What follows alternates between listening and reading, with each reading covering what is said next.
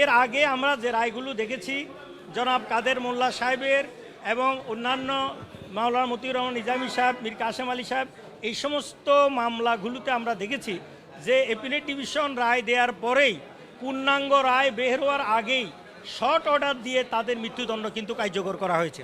তো যেখানে দ্রুততার সাথে এর আগের আসামিদের মৃত্যুদণ্ড কার্যকর করা হয়েছে, আমি মনে করি এটি মাজারুল ইসলামকে তার চেয়েও কম সময়ে দ্রুততার সাথে মুক্তি দেওয়ার ব্যবস্থা আশা করি আমাদের আদালত করবে। যেহেতু আদালত ইতিমধ্যেই সেই রায়গুলোকে এবং মিথ্যা উপর ভিত্তি করে, মিথ্যা তথ্যের উপর ভিত্তি করে, কাস্টমারি আইন অমান্য করে এবং পৃথিবীর ইতিহাসে একটা নজিরবিহীন রায়ের মাধ্যমে যে শাস্তিগুলো দেওয়া হয়েছিল, তো তার বিরুদ্ধে তো অবশ্যই যে ব্যবস্থাপনা এখন চলে আসছে, সেখানে এটি মাজারুল ইসলামকে দ্রুততার সাথে মুক্তি দিবে। এবং আজকে শর্ট আদেশ আমরা চেয়েছি, কোর্ট সেটা অ্যালাউ করেছেন।